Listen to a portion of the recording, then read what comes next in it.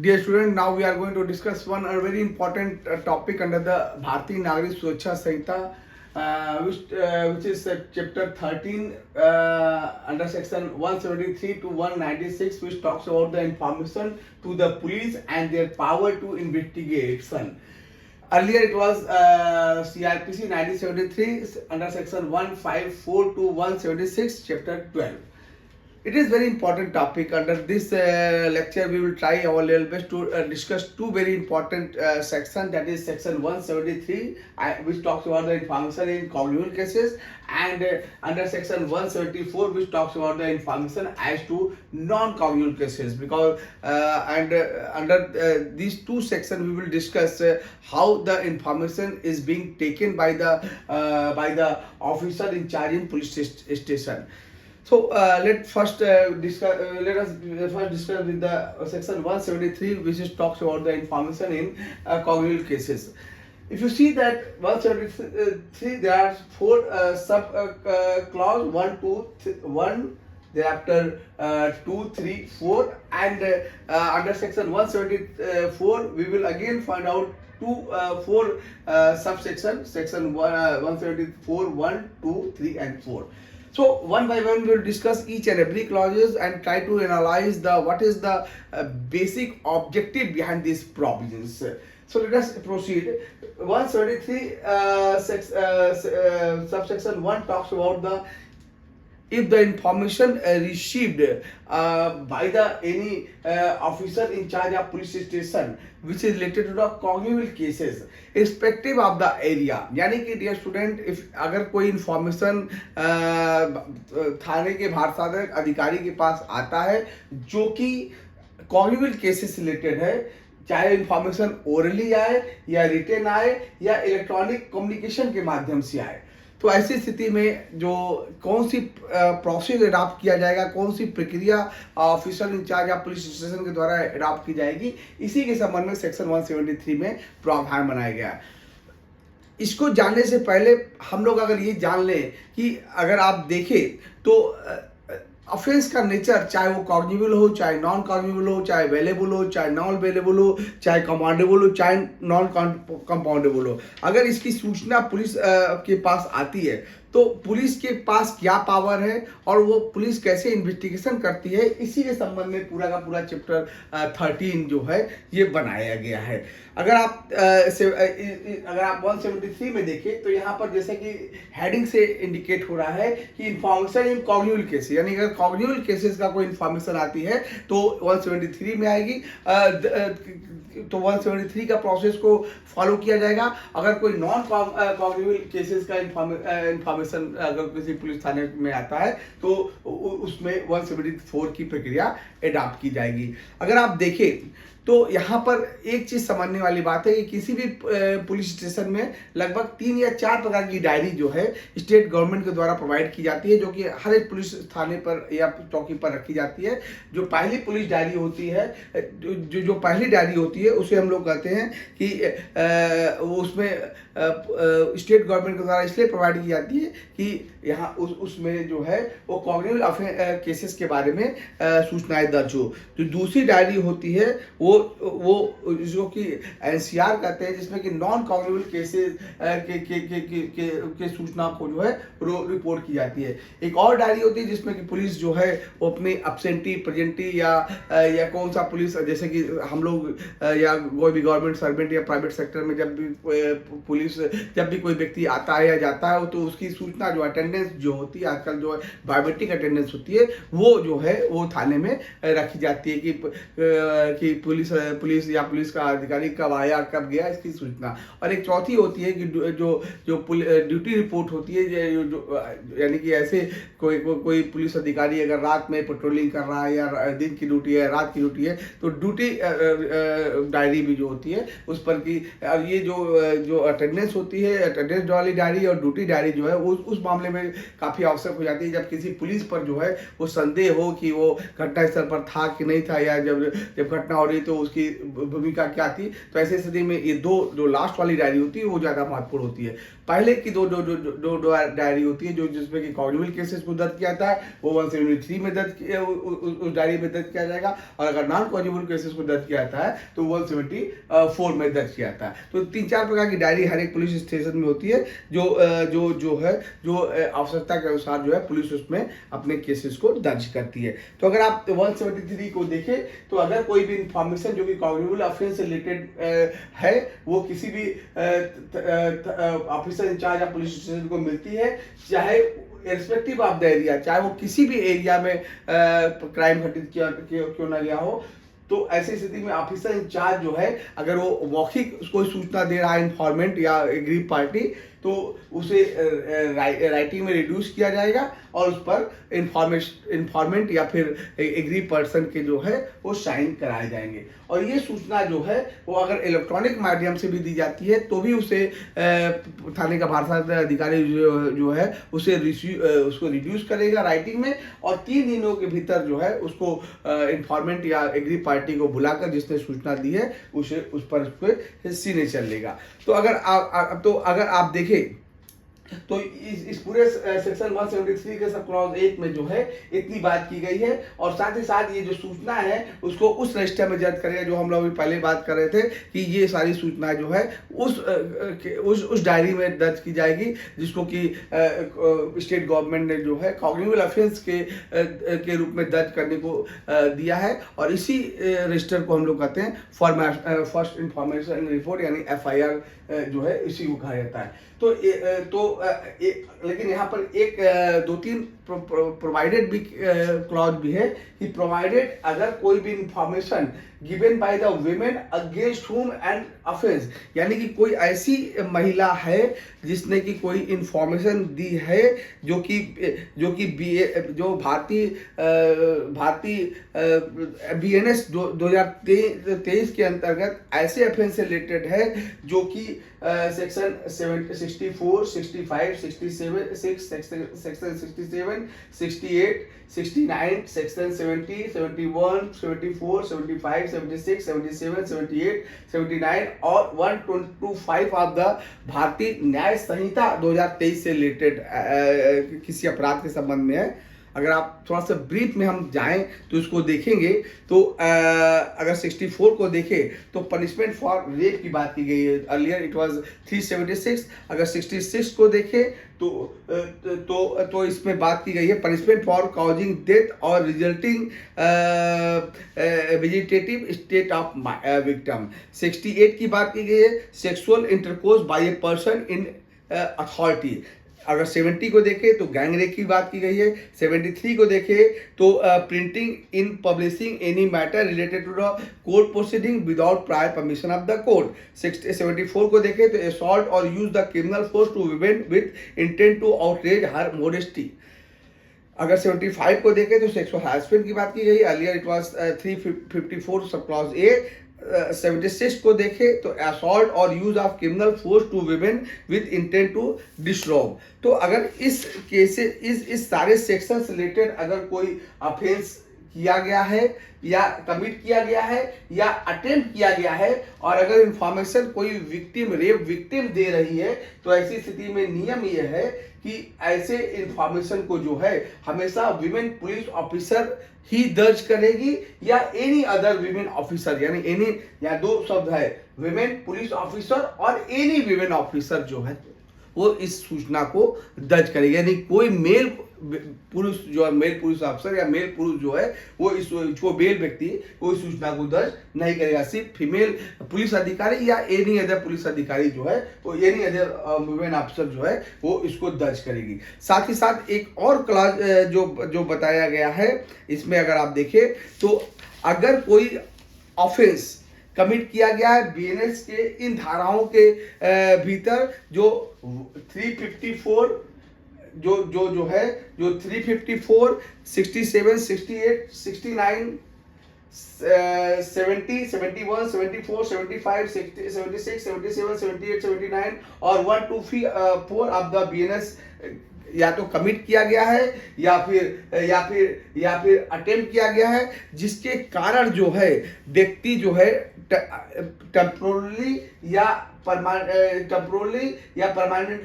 Mentally और physically disabled हो गया। यानी कि क्राइम अगर बीएनएस की इन धाराओं में क्राइम होता है जो कि गिबी हर्ट या तमाम तरह के अन्य ऑफेंस से रिलेटेड है, उसमें अगर व्यक्ति टेम्पोरली और परमानेंटली डिसेबल्ड हो गया है तो ऐसी स्थिति में, ऐसे केसेस में उसकी एफआईआर कैसे लिखी जाएगी वो इस प्रोविजन में बताया गया है। ऐसी स्थिति में जो है पुलिस अधिकारी जो है, जो एफआईआर को अगर दर्ज करना है इन एग्री पर्सन के कहने पर, तो ऐसी स्थिति में दो रास्ते हैं। या तो पुलिस ऑफिसर इन डिसेबल यानी मेंटली और फिजिकली डिसेबल जो पर्सन हो चुके हैं, जो इस क्राइम से अफेक्टेड है, वो जो है उसके घर जाकर, उसके रेजिडेंस पर जाकर सूचना लिख सकता है। या अगर रेजिडेंट पर नहीं जाकर सूचना लिखना चाहता है तो उस एग्री पार्टी से खुद ही पूछेगा कि वो खुद ही बताए कि वो किस प्लेस पर और कहां पर वो अपनी सूचना देना चाहता है। पुलिस अधिकारी जो है वहीं आकर इसकी एफआईआर दर्ज करेगा। और जो भी एफआईआर जो है फिजिकली और मेंटली डिसेबल पर्सन के द्वारा दिया जा रहा है, जो सूचना दी जा रही है, तो ऐसे में जरूरी है कि वो या तो स्पेशल इंटरप्रिटेटर के गाइडेंस में होगी ऐसी सूचना देगा, या फिर स्पेशल एजुकेटर के गाइडेंस में जो है ये सूचना जो है वो रजिस्टर की जाएगी। दो वर्ड यूज किया गया है, स्पेशल इंटरप्रिटेटर और दूसरा है स्पेशल एजुकेटर के गाइडेंस में ये सूचना दर्ज की जाएगी। साथ ही साथ फर्दर क्लॉज में कहा गया है कि जब एफआईआर लिखी जा रही होती है इस केस को, तो उसकी जो जब भी कोई एक इस धाराओं में यानी डिसेबल पर्सन जो है अगर केस लिखवा रहा है, केस दर्ज करवा रहा है, तो ऐसी स्थिति में जो है उस एफआईआर की जो रिकॉर्डिंग या वीडियोग्राफी आवश्यक है। साथ ही साथ पुलिस ऑफिसर को जो स्टेटमेंट जो रिकॉर्ड कर रहा है, वो ऐसी स्थिति में उस व्यक्ति को जो है जुडिशियल मजिस्ट्रेट के सामने अतिशीघ्र जो है वो एज सुन एज पॉसिबल, अगर आप यहाँ देखें तो एज सुन एज पॉसिबल जो है ऐसे व्यक्ति को तुरंत जो है वो जुडिशियल मजिस्ट्रेट के सामने जो है वो प्रस्तुत किया जाएगा और उसके स्टेटमेंट को सेक्शन 183(6)(a) के अंतर्गत प्रोसीजर को फॉलो करते हुए वो स्टेटमेंट को रिकॉर्ड कराया जाएगा। तो ये पूरा प्रोसीजर जो है सेक्शन 173 में सब क्लॉज 1 में जो है ये सारी चीजें बताई गई है।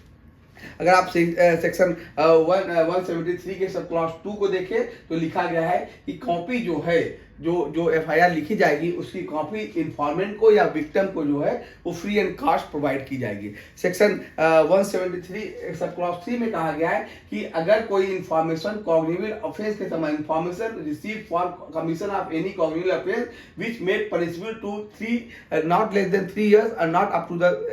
7 इयर्स, तो ऐसी स्थिति में नया क्लॉज जोड़ा गया है। अर्लियर सीआरपीसी में ये प्रावधान नहीं था कि अगर कोई इन्फॉर्मेशन जो है ऐसे यदि कोई इन्फॉर्मेशन किसी ऐसे अपराध की सूचना से रिलेटेड है जो लेस देन 3 इयर्स और अप टू द 7 इयर्स है, यानी 3 और 7 साल के भीतर का है, तो ऐसी स्थिति में जो है वो डिप्टी सुपरिटेंडेंट ऑफ पुलिस से परमिशन लेनी होगी। डिप्टी सुपरिटेंडेंट पुलिस से क्यों परमिशन लेनी होगी, इसके सामने बताया गया है कि ऑफेंस के नेचर और ग्रेविटी को पता करने के लिए जो है कि उस ऑफेंस का नेचर और ग्रेविटी क्या होगा उसको पता करने के लिए 3 से ज़्यादा और 7 से कम वाले सारे ऑफेंस में अगर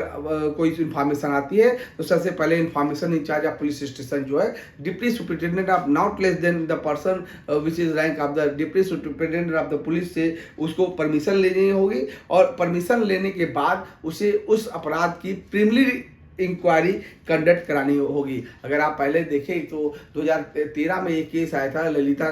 कुमारी का केस, जिसमें कि सुप्रीम कोर्ट ने स्पष्ट किया था कि प्रिलिमिनरी इंक्वायरी नहीं करनी है, बल्कि सीधे सीधे एफआईआर दर्ज करनी होगी। लेकिन ये उसी सुप्रीम कोर्ट के उस जजमेंट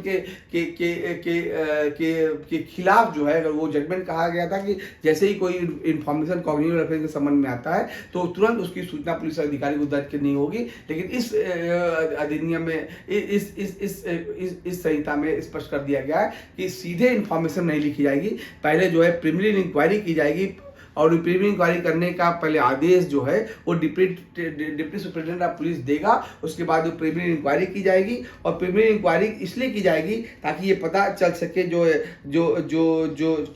कि उस अपराध का जिसके संबंध में सूचना दी गई है उसका नेचर और ग्रेविटी क्या होगी, और 14 दिनों के भीतर ये प्रिलिमिनरी इंक्वायरी कंडक्ट करने की होगी। और 14 दिनों के भीतर अगर प्रिलिमिनरी इंक्वायरी की रिपोर्ट आती है और उसको लगता है कि अपराध जो है हुआ है या ग्रेविटी ज़्यादा है, तो ऐसी स्थिति में जो है वो एफआईआर दर्ज किया जाएगा। और अगर 14 दिनों के भीतर प्रिलिमिनरी इंक्वायरी समाप्त नहीं होती है तो ऑलरेडी उसकी एफआईआर दर्ज मानी जाएगी। साथ ही साथ अगर प्राइमा फेसी लगता है कि मैटर जो है वो प्रोसीड करने के लिए है, तो ऐसी स्थिति में बगैर इंक्वायरी किए भी वो मैटर जो है चाहे पुलिस अधिकारी चाहे तो वो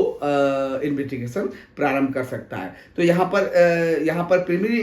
ये जो नया क्लास जोड़ा गया है कि प्रिलिमिनरी इंक्वायरी वाला क्लास कि 3 से 7 साल के भीतर वाले अपराध में पुलिस चाहेगी, यानी मे शब्द का वर्ड किया गया है, मे शब्द का वर्ड यूज किया गया है, पुलिस चाहेगी तो डिप्टी सुपरिटेंडेंट ऑफ पुलिस से परमिशन लेकर वो प्रिलिमिनरी इंक्वायरी करा सकती है। अगर 173 सब क्लास 4 को देखें तो साफ साफ कहा गया है कि अगर कोई इंफॉर्मेशन जो है वो ऑफिसर इंचार्ज या पुलिस स्टेशन को पास आती है, लेकिन officer in charge of police station जो है वो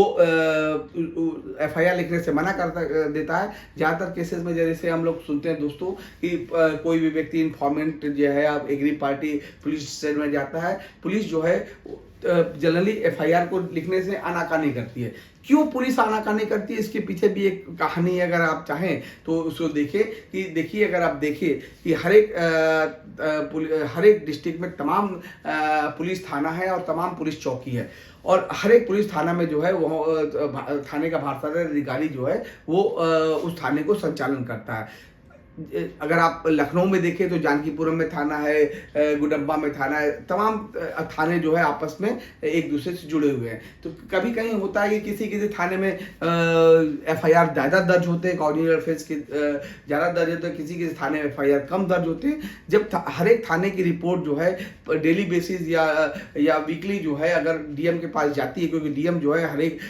किसी भी डिस्ट्रिक्ट का सबसे बड़ा अधिकारी होता है, और या डीएम या एसएसपी के पास हर एक थाने की रिपोर्ट जाती है, और कभी कभी वो देखता है कि किसी थाने में ज्यादा कॉग्निटिव ऑफेंस हो रहे हैं, इसका मतलब है कि उसका एसएचओ जो है वो ठीक ढंग से काम नहीं करता है। ऐसी स्थिति में एसएचओ को जो है वो हायर अथॉरिटी जो है या तो ट्रांसफर करता है, या तो फिर उसको बदलता है, या तो फिर उसको चेतावनी देता है। तो इस तरह की नौबत ना आए, इसलिए ज्यादा से ज्यादा कॉग्निटिव केसेस को दर्ज ना हो, ताकि उसकी टीआरपी डाउन ना हो थाने की तुलना में। ऐसी स्थिति में ज्यादातर पुलिस थाने का भारसाधक अधिकारी जो है वो कॉग्निटिव केसेस को दर्ज नहीं करता है, और ज्यादातर दोनों पार्टी को मिलाकर ज्यादातर वो समान केसेस में कहता है कि दोनों पार्टी, अगर एग्री पार्टी आता है तो उससे एक कंप्लेंट लेटर लिखवा लेता है, और एग्री पार्टी जिसके खिलाफ कंप्लेंट लिखता है उसको थाने में बुलाकर पुलिस अधिकारी चाहता है कि दोनों आपस में कॉम्प्रोमाइज कर ले, और विदाउट कॉम्प्रोमाइज करने के बाद दोनों को चेतावनी देकर वो छोड़ देता है। ज्यादातर मामले को रफा दफा करता है बजाय एफआईआर लिखने के। लेकिन इस संहिता में स्पष्ट रूप से कहा दिया गया है कि अगर कोई भी इंफॉर्मेशन आती है जो कॉग्निटिव ऑफेंस से रिलेटेड होती है तो इसमें या तो प्रिलिमिनरी इंक्वायरी कराएगी, 3 से ज़्यादा का है, 7 साल से कम का है तो प्रिलिमिनरी इंक्वायरी कराएगी, और अगर गंभीर है तो ऐसी स्थिति एफआईआर दर्ज करके प्रोसीडिंग करेगी, या प्राइमा फेसी लगता है कि वो केस बनता है तो ऐसी स्थिति में एफआईआर के लिए वो दर्ज होगी। तो यहाँ पर सेक्शन 173 सब क्लास 4 में कहा गया कि अगर कोई एसएचओ जो है थाने का भारसाधक अधिकारी किसी एग्री पार्टी की या इन्फॉर्मेंट की सूचना नहीं लिखता, सूचना दे रहा है लेकिन वो एफआईआर नहीं लिखता है और मामला कॉग्निटिव ऑफेंस से संबंधित है, तो ऐसी स्थिति में उस एग्री पार्टी या इन्फॉर्मेंट के पास एक राइट इस सेक्शन के अंदर बताया गया है कि वो सीधे अपनी सारी जो ग्रीवांसेस है वो एक प्लेन पेपर पर लिखे और उसको जो है पोस्ट कर दे पोस्ट कर दे, साधारण पोस्ट या स्पीड पोस्ट के माध्यम से सीधे सुपरिटेंडेंट ऑफ पुलिस को पोस्ट कर सकता है। अगर सुपरिटेंडेंट पुलिस को लगता है कि कोई संज्ञेय अपराध उसके खिलाफ हुआ है जिसकी एफआईआर पुलिस ने ले लिखी है, तो चाहे तो सुपरिटेंडेंट ऑफ पुलिस उस मामले को खुद ही इन्वेस्टिगेशन कर सकते हैं या फिर किसी अपने सबऑर्डिनेट को इन्वेस्टिगेशन करा सकते हैं। और इस केस में जो रिपोर्ट आती है इन्वेस्टिगेशन करने के बाद, तो ऐसी स्थिति में उसको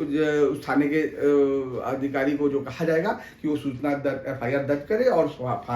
फर्दर वो प्रोसीड करे। तो ऐसे मामले जो कि नॉन कॉम्युनल ऑफेंस से रिलेटेड है, उसकी सूचना अगर किसी थाने में जाती है तो उसके संबंध में कौन सी प्रक्रिया है, जैसे हमने पहले बताया था कि उसके संबंध में सेक्शन 174 में प्रावधान किया गया है। नॉन कॉम्युनल ऑफेंस जो है वो कम गंभीर प्रकृति के ऑफेंस होते हैं, अतः इसके लिए अलग से केस डायरी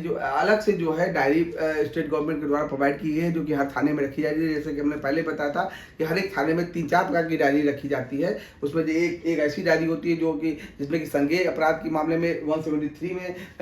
जो कॉम्युनल ऑफेंस से रिलेटेड सूचना होती है उसमें दर्ज किया जाता है, जबकि दूसरी डायरी जो होती है वो जिसमें कि ऐसे केसेस जो नॉन कॉम्युनल ऑफेंस से संबंधित होते हैं, वो पुलिस अधिकारी जो है वो नॉन कॉम्युनल केसेस के इंफॉर्मेशन को इसी रजिस्टर में दर्ज करता है। तो अगर आप देखें तो 174 सब क्लॉज 1 में कहा गया है कि कोई भी ऐसी सूचना जो किसी थाने के भारसाधक अधिकारी को नॉन कॉम्युनल ऑफेंस से रिलेटेड मामले में मिलती है, तो ऐसी स्थिति में वो जो है उसके सब्सटेंसेस को जो है जो भी वो इंफॉर्मेंट या एग्री पार्टी बोल रहा है उसे वो उस डायरी में दर्ज करेगा, और साथ ही साथ उस जो भी इंफॉर्मेंट या एग्री पार्टी है उसको ये कहेगा कि वो सीधे वो मजिस्ट्रेट के पास जाकर अपने कंप्लेंट को वहां पर जाके प्रोसीड कराए। साथ ही साथ वो जो जिस डायरी में वो लिखेगा इस सूचना को, उसे 15 दिन में जो है वो मजिस्ट्रेट के सामने जो है उसे प्रोवाइड करना पड़ता है अंडर सेक्शन 174 के तहत। और साथ ही साथ जो मैंने बताया था कि सीधे जो इंफॉर्मेंट है उसको रेफर कर देगा वो जुडिशियल मजिस्ट्रेट के, उस एरिया के जुडिशियल मजिस्ट्रेट के जिसके अंतर्गत वो थाना आता है, और साथ ही साथ इस रजिस्टर को जो है वो 15 दिन के भीतर जो है उस जुडिशियल मजिस्ट्रेट के सामने प्रस्तुत करेगा। दूसरा है 174 के मामले में जो बहुत ही आवश्यक है कि जैसे ही 174 में कोई इंफॉर्मेशन दर्ज होता है वैसे ही तुरंत पुलिस अधिकारी को इन्वेस्टिगेशन की पावर नहीं है। जैसे कि मैंने यहाँ पर बताया था कि 173 में जैसे ही पुलिस को सूचना मिलती है, वो अगर 3 साल से ज़्यादा और 7 साल से कम का है तो उसके प्रीलिमिनरी इंक्वायरी करता है, और अगर 7 साल से ज़्यादा के कोई ऑफेंस की संज्ञेय अपराध की सूचना कोई पुलिस अधिकारी को मिलती है तो सीधे वो इन्वेस्टिगेशन प्रारंभ कर देगा। उसके लिए प्रीलिमिनरी इंक्वायरी की जरूरत नहीं है, ना ही मजिस्ट्रेट से परमिशन लेने की जरूरत है। लेकिन जहाँ पर नॉन कॉम्युनल ऑफेंस के संबंध में साफ साफ कहा गया है 174 सब क्लॉज 2 में कि अगर कोई भी सूचना नॉन कॉम्युनल केसेस की मिलती है तो पुलिस अधिकारी को इन्वेस्टिगेशन की कोई पावर नहीं है। पावर होगी यदि मजिस्ट्रेट उसे ऐसा करने को कहे कि वो इन्वेस्टिगेशन कर सकता है, यानी कि prior permission of the magistrate जो है पुलिस अधिकारी जो है नॉन कॉम्युनल ऑफेंस में सीधे इन्वेस्टिगेशन नहीं कर सकता है। इन्वेस्टिगेशन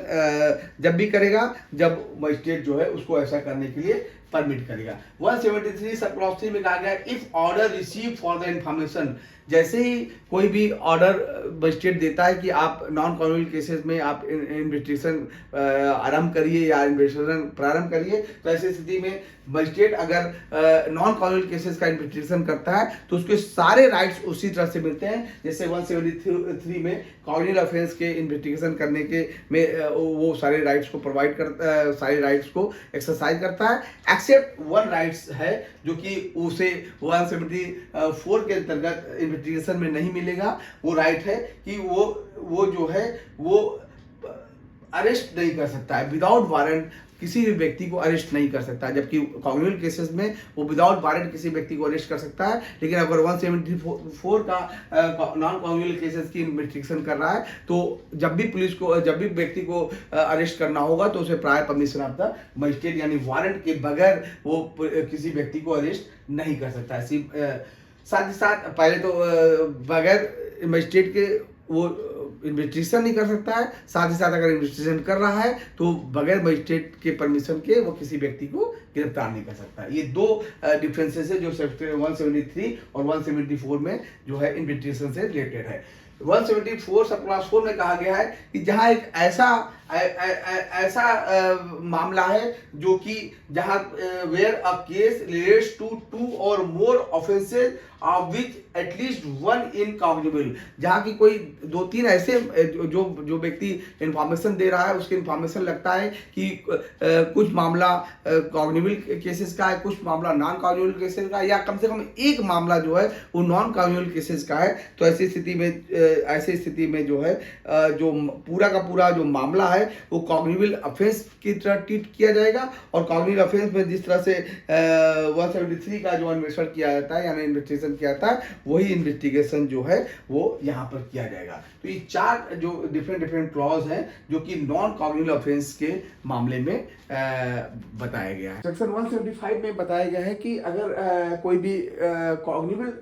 केस है यानी संज्ञेय अपराध है, तो ऐसी स्थिति में OIPS यानी officer in charge of the police station के पास पावर है कि वो मामले को इन्वेस्टिगेट कर सकता है। और कॉग्निबल केसेस में जो है वो उसे मजिस्ट्रेट की परमिशन की कतई आवश्यकता नहीं पड़ती है, ना ही और साथ ही साथ वो इन्वेस्टिगेशन के दौरान किसी को पर्सन को अरेस्ट भी करना चाहे तो ऐसे कर सकता है। लेकिन यहाँ पर प्रोवाइडेड क्लास में बताया गया है कि ऑफेंस के नेचर को देखते हुए ऑफेंस के नेचर एंड ग्रेविटी को देखते हुए सुपरिटेंडेंट ऑफ पुलिस जो है वो चाहे तो वो स्वयं मामले का इन्वेस्टिगेशन कर सकता है या फिर अपने किसी सबऑर्डिनेट पुलिस ऑफिसर से यानी डिप्टी सुपरिटेंडेंट ऑफ पुलिस या किसी ऐसे व्यक्ति से जो कि राज्य सरकार ने स्पष्ट किया है कि उसके नीचे का रैंक का व्यक्ति नहीं होना चाहिए, ऐसे व्यक्ति से वो चाहे तो इन्वेस्टिगेशन वो करा सकता है। अगर यहाँ पर साथ ही साथ यहाँ पर एक बात भी कही गई है सेक्शन 175 सब क्लॉज 2 में कि अगर कोई कॉग्निबल केस में पुलिस ने इन्वेस्टिगेशन स्टार्ट कर दिया है तो ऐसे मामले को इस आधार पर क्वेश्चन नहीं किया जाएगा कि ऐसे मामले का अन्वेषण करने के लिए वो पुलिस अधिकारी सक्षम नहीं है। यानी एक बार अगर इन्वेस्टिगेशन शुरू हो गया है तो उस पुलिस अधिकारी को जो इन्वेस्टिगेशन कर रहा है उसके इस डिस्कशन पर कोई क्वेश्चन नहीं लगाया जाएगा कि उसने क्यों इन्वेस्टिगेशन प्रारंभ किया है। 175 सब क्लॉज 3 में एक बताई गई है कि अगर जहां मजिस्ट्रेट जो है वो कॉग्निजेंस लेने के लिए सेक्शन 210 में section 210 talks about the cognizance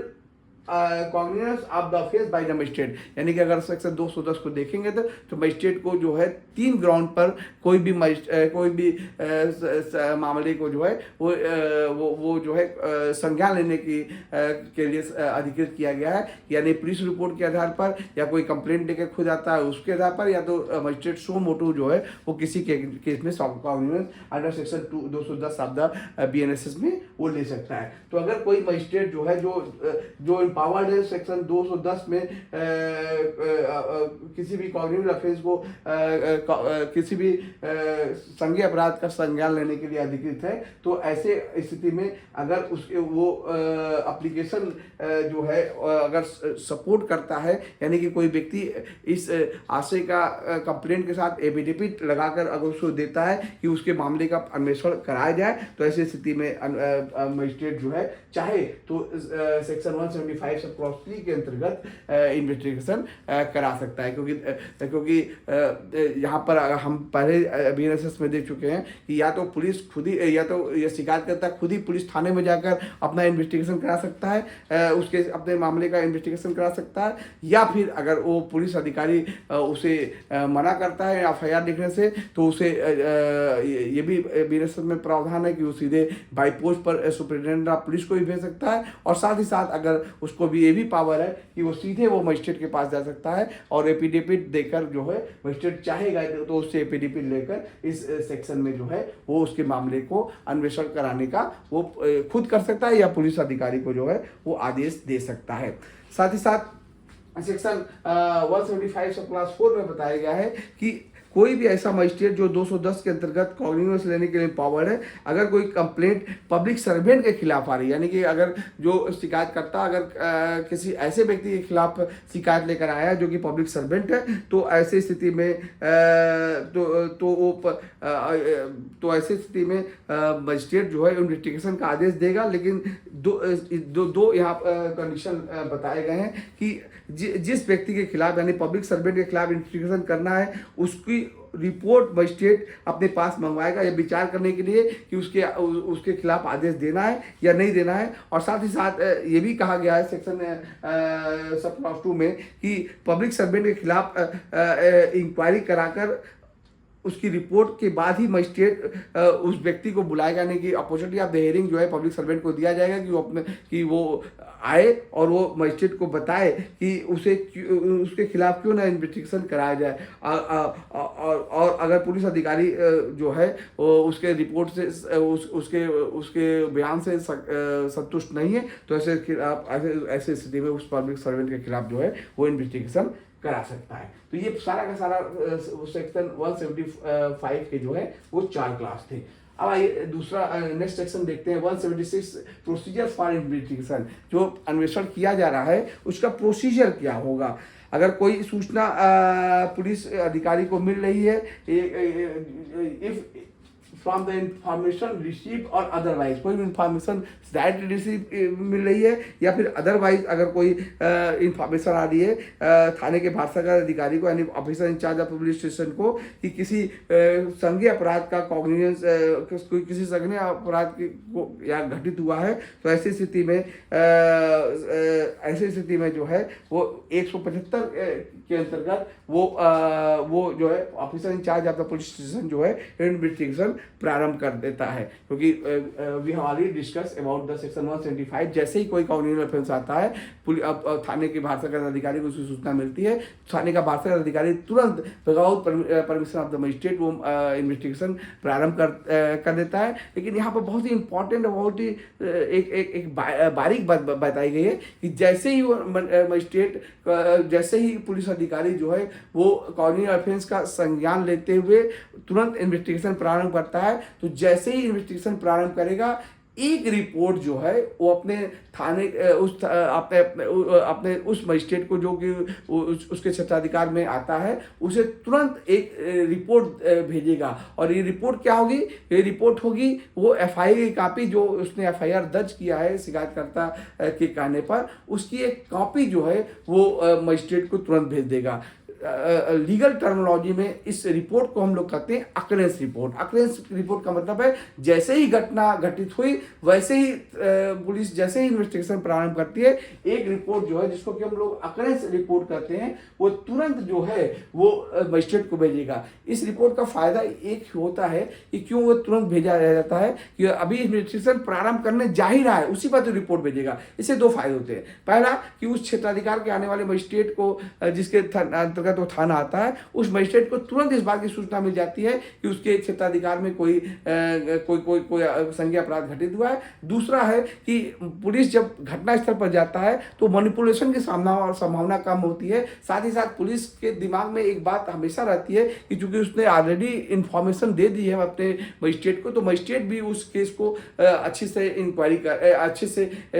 watch करेगा। तो ऐसी स्थिति में जो मैनिपुलेशन की संभावना होती है वो अकरेंस रिपोर्ट देने से कम हो जाती है। यानी कि मजिस्ट्रेट इस बात को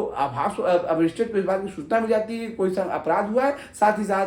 पुलिस अधिकारी जो कि इन्वेस्टिगेशन करने जा रहा है उसके ऊपर भी एक प्रेशर पड़ता है कि चूंकि मजिस्ट्रेट के नॉलेज में ऑलरेडी इस घटना की जानकारी आ चुकी है, एफआईआर ऑलरेडी भेजी जा चुकी है, अतः उस एफआईआर के अंतर्गत ही इन्वेस्टिगेशन होगा, उस पर कोई हेरफेर नहीं हो सकता है। तो अकरेंस रिपोर्ट जो है वो तुरंत जो है तत्काल वो मजिस्ट्रेट पुलिस अधिकारी मजिस्ट्रेट को भेजेगा और साथ ही साथ या तो खुद घटनास्थल पर जाएगा या फिर अपने सबऑर्डिनेट को घटनास्थल पर जाकर इन्वेस्टिगेशन करेगा और किसी भी फैक्ट और सर्कमस्टेंसेस को जो वहाँ पाया जाता है और जो साथ ही साथ वो नेसेसरी मेजर लेगा जिससे कि डिस्कवरी हो सके, या किसी व्यक्ति को अरेस्ट करना चाहेगा तो वो अरेस्ट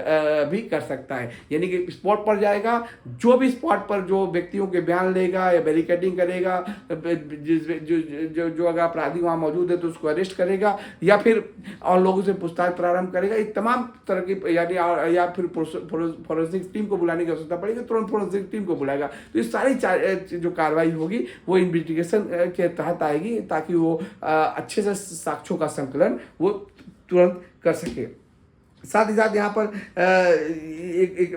एक बात और भी कही गई है कि उस मजिस्ट्रेट को जो एफआईआर की कापी और सूचना भेजी जाती है वो उस मजिस्ट्रेट वो जो अकरेंस रिपोर्ट जिस मजिस्ट्रेट को भेजी जाएगी वही व्यक्ति अल्टीमेटली उस केस को सुनेगा। अर्थात संबंधित एरिया वाला मजिस्ट्रेट जिसके पास पूरी इन्वेस्टिगेशन के बाद पूरी रिपोर्ट भेजी जाती है कि अकरेंस रिपोर्ट जो भेजी जाती है, साथ ही साथ इन्वेस्टिगेशन की रिपोर्ट भी उसी के पास भेजी जाती है। तो अतः उस मजिस्ट्रेट को जो है उस केस को आगे की प्रोसीडिंग करने में काफ़ी आसानी हो जाती है। यहाँ पर प्रोवाइडेड क्लास में कहा गया है कि when offence is not of a serious nature,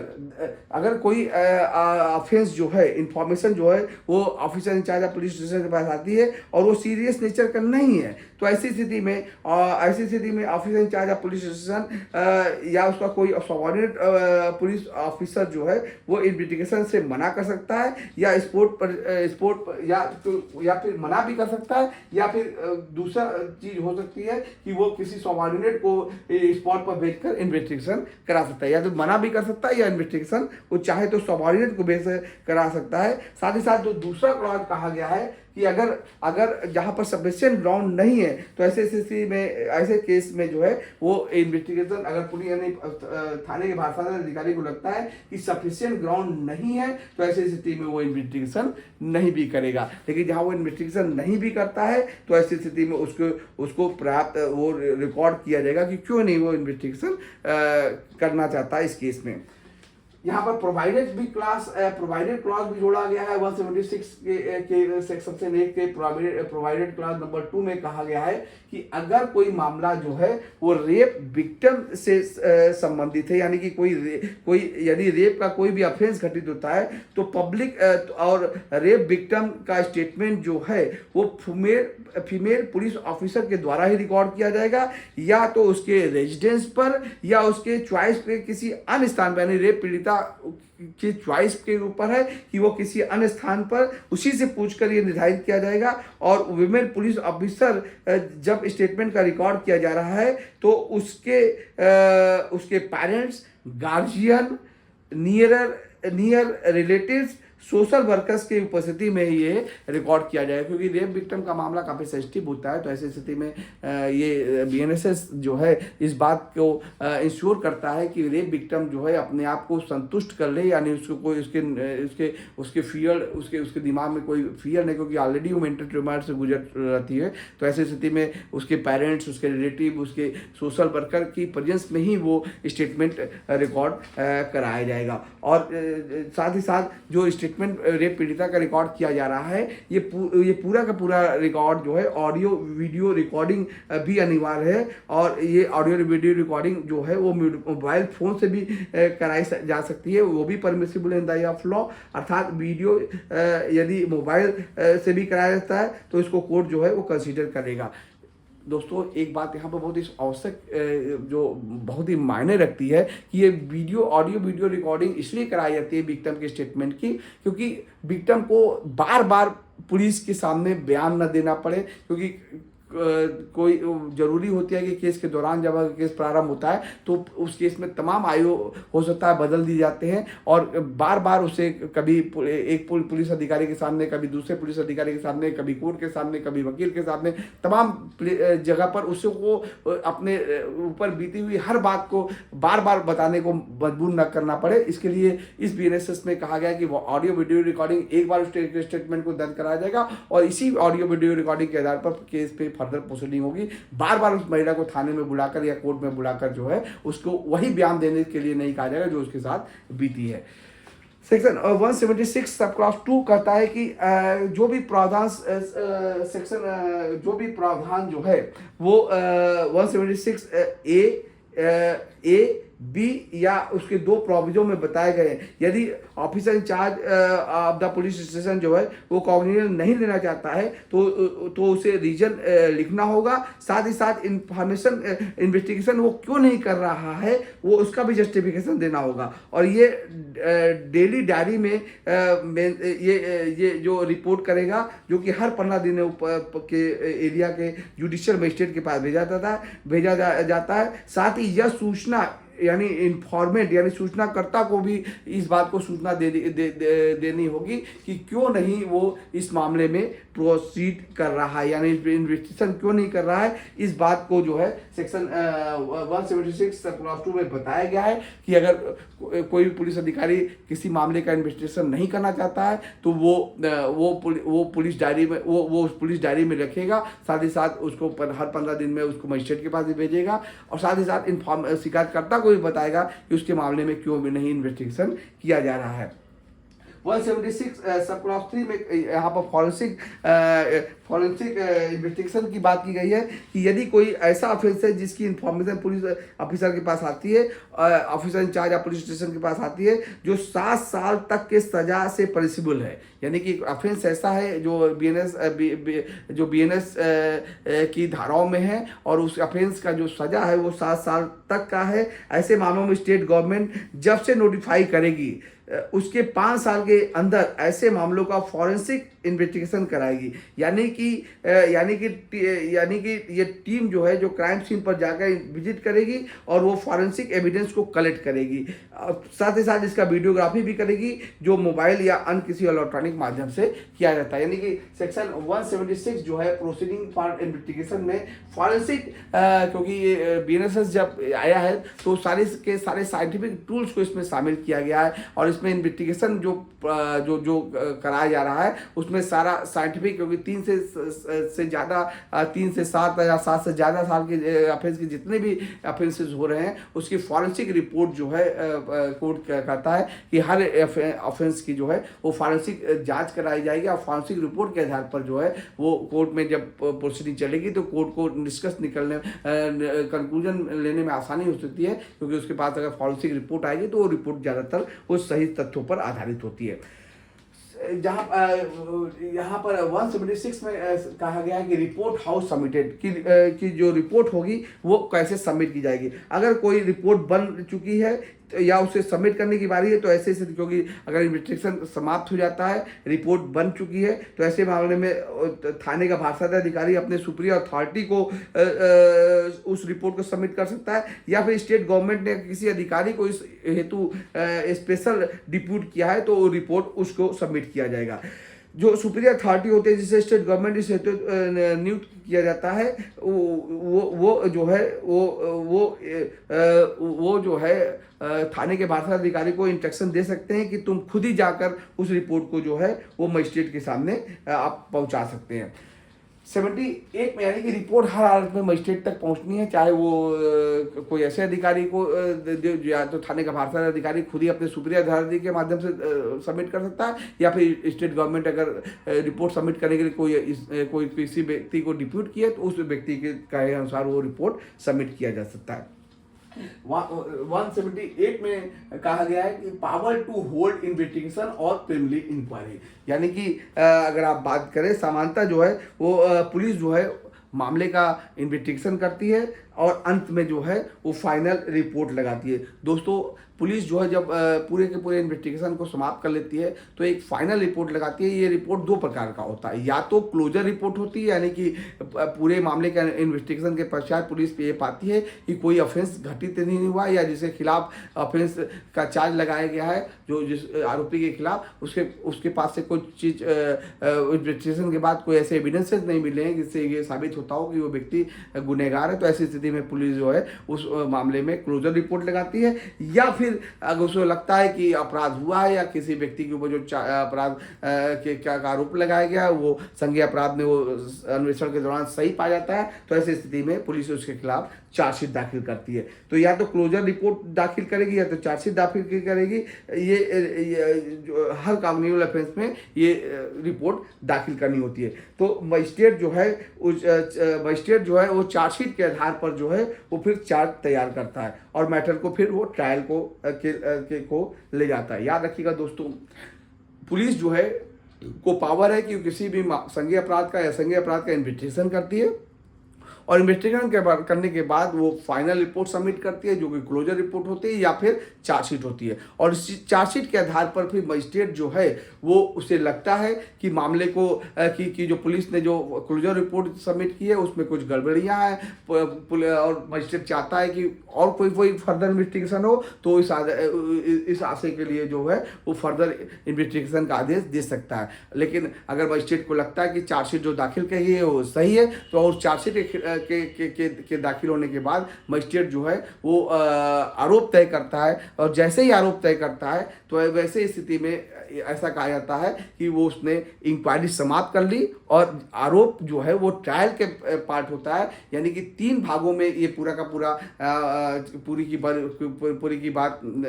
साबित होती है। पहला है पुलिस जो है वो 173(4) में इन्वेस्टिगेशन करती है।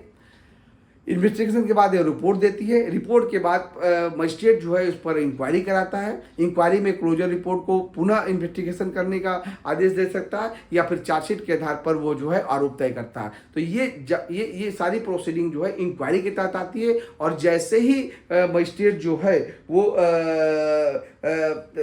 जैसे ही मजिस्ट्रेट जो है, यहाँ पर एक चीज़ और भी इम्पॉर्टेंट है कि जो चार्ज लगाया गया है और जो क्रिमिनल ट्रायल होता है उसे ही प्रिलिमिनरी इंक्वायरी यदि खुद मजिस्ट्रेट प्रिलिमिनरी इंक्वायरी नहीं कराता है तो उसे किसी सबऑर्डिनेट ऑफिसर से कराएगा और फाइनली मजिस्ट्रेट को जो डिसाइड करेगा कि चार्जशीट फ्रेम करना है कि नहीं करना है। क्योंकि अगर क्लोजर रिपोर्ट सबमिट की गई है तो मजिस्ट्रेट चाहे तो प्रिलिमिनरी इंक्वायरी करा सकता है या फिर अगर चार्जशीट सबमिट की गई है तो ऐसी स्थिति में मजिस्ट्रेट जो है वो प्रिलिमिनरी इंक्वायरी करके खुद को संतुष्ट हो सकता है और उसके बाद जो है चार्जेस फ्रेम करता है। जैसे ही चार्जेस फ्रेम करेगा वो जो है वो ट्रायल की विषय वस्तु हो जाएगी। यानी कि मजिस्ट्रेट जो है वो इंक्वायरी करता है और उसके बाद जब इंक्वायरी के बाद जब आरोप तय करता है तो फिर वो जो है वो ट्रायल की विषय वस्तु हो जाती है। अब यहाँ पर अगर आप देखें तो 179 which talks about the police officer power to require attendance of witness। यानी कि पुलिस अधिकारी को पावर है कि during the case of the investigation जो है वो जो आयो है इन्वेस्टिगेशन ऑफ द पुलिस जो ऑफिसर जो इन्वेस्टिगेशन अफसर होता है वो चाहे तो किसी भी विटनेस को जो है वो थाने में बुला सकता है और उसका बयान जो है वो दर्ज कर सकता है। यहाँ पर ये बात आवश्यक है कि ये जब विटनेस को बुलाएगा तो वो रिटन में उसे रिटन ऑर्डर देगा और उसको ये बुलाने का जो पर्पज होता है कि वो व्यक्ति जो है किसी भी फैक्ट के या सर्कमस्टेंसेस के बारे में वो जानकारी देता है। क्योंकि पूरा का पूरा इन्वेस्टिगेशन जो है वो विटनेस के बयान पर ही आधारित होता है। अतः विटनेस जो है वो पुलिस जो मामले के इन्वेस्टिगेशन, इंक्वायरी और ट्रायल में काफ़ी अहम महत्वपूर्ण भूमिका निभाता है। तो ऐसी स्थिति में पुलिस अधिकारी को पावर दिया गया है कि किसी भी विटनेस को बाई रिटन ऑर्डर देकर वो थाने में बुला सकता है। लेकिन